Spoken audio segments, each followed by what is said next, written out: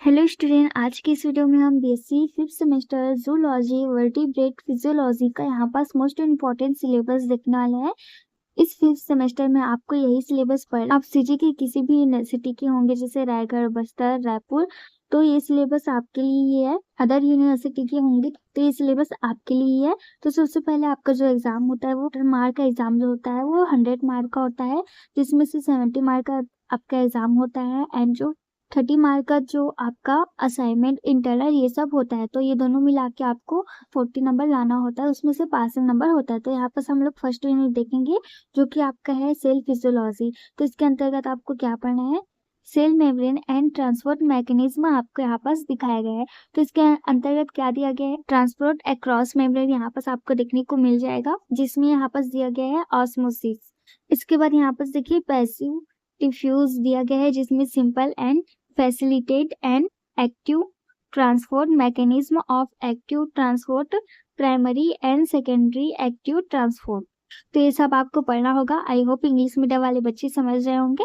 And इसके बाद हम लोग हिंदी में भी देखेंगे सिलेबस क्या दिया गया है। तो साइटोसिस एंड एक्सोसाइटोसिस आपको यहाँ पास पढ़ने को मिलेगा, जो कि आपको बॉटनी में भी दिया गया है। इसके बाद देखिए वेसिकुलर ट्रांसपोर्ट यहाँ पास दिया गया है, प्रोटीन सॉर्टिंग दिया गया है, फ्रॉम ईआर टू गोल्जी यहाँ पास दिया है।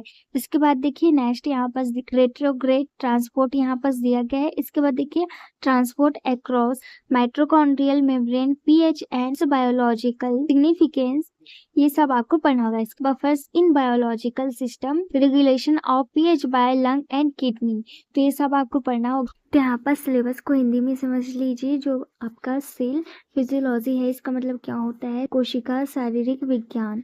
तो इसके अंतर्गत आपको क्या पढ़ना है, कोशिका झिल्ली पढ़ना है, कोशिका झिल्ली और परिवहन तंत्र आपको यहाँ पास पढ़ना है। इसके अंतर्गत आपको क्या देखने को मिलेगा, झिल्ली के पार परिवहन, प्रसरण आपको देखने को मिलेगा, निष्क्रिय विसरण देखने को मिलेगा, सरल एंड सुगम और सक्रिय परिवहन देखने को मिलेगा। इसके बाद देखिए सक्रिय परिवहन की क्रियाविधि देखने को मिलेगा।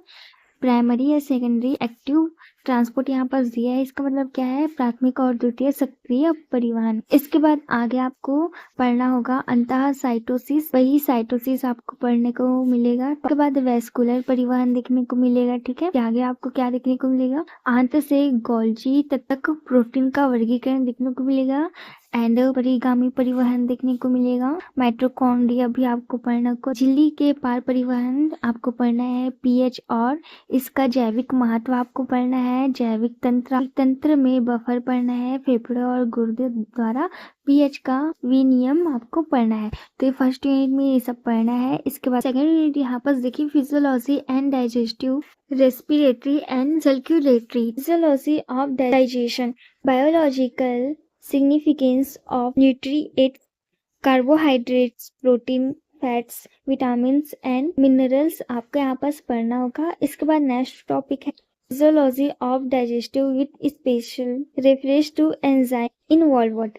इसके बाद देखिए absorption of carbohydrate, protein and lipids. के बाद आपको और भी टॉपिक पढ़ना होगा। ब्रीथिंग मैकेनिज्म में आपको पढ़ना होगा pulmonary ventilation, respiratory volumes and capacities, transport of oxygen and carbon oxidase in blood, composition of blood group है, theories of blood coagulation, यहाँ पास ये सब टॉपिक आपको पढ़ना होगा। इसके बाद नेक्स्ट टॉपिक देखिए regulation of the heat cardiac cycle है। इसके बाद कार्डियक आउटपुट। इसके बाद देखिए integration of cardiovascular function, electrocardiograph, ECG. आपको ये सेकेंड यूनिट में ये सारे टॉपिक पढ़ना होगा। तो इसको हिंदी में आसान शब्दों में समझते हैं। पाचन, श्वसन और परिसंचरण की शरीर क्रिया विज्ञान। इसके अंतर्गत आपको क्या पढ़ना है, पाचन क्रिया का शारीरिक विज्ञान पढ़ना है, पोषक तत्वों का जैविक महत्व पढ़ना है, कार्बोहाइड्रेट वसा हो गया, प्रोटीन्स हो गया, विटामिन्स पढ़ना है और खनिज आपको पढ़ना है। इसके बाद क्या पढ़ना है, पाचन क्रिया की शक्ति विज्ञान पढ़ना है आपको, विशेष रूप से इसमें शामिल एंजाइम के संदर्भ में आपको पढ़ना है। इसके बाद कार्बोहाइड्रेट पढ़ना है, प्रोटीन और लिपिड का आपको क्या पढ़ना है, अवशोषण पढ़ना है। इसके बाद श्वसन की क्रिया, फुफ्फुसीय वेंटिलेशन आपको पढ़ना है।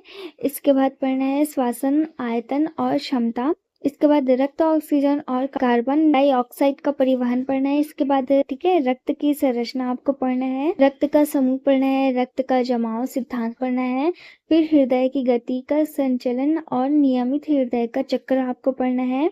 इसके बाद हृदय उत्पादन, हृदय संबंधित कार्यों का एकीकरण, इलेक्ट्रोकार्डियोग्राफ, EGC आपको पढ़ना है। तो यहाँ पर सेकेंड यूनिट अब आपने अच्छे से देख लिया होगा। इसके बाद थर्ड यूनिट यहाँ पर देखिए, physiology of excretory nerve impulse transmission and receptor physiology, physiology of excretion nephron के अंतर्गत आपको क्या पढ़ना है, structure, types and their function, mechanism of urine formation, counter current mechanism, role of ADH and renin angiotensin aldosterone system in excretion, mechanism of osmoregulation in fresh water and marine and terrestrial vertebrates, stenohalinity and यूरिहेलिनिटिन। इसके बाद पढ़ना है nerve physiology के अंतर्गत structure and function of neurons, ionic basis of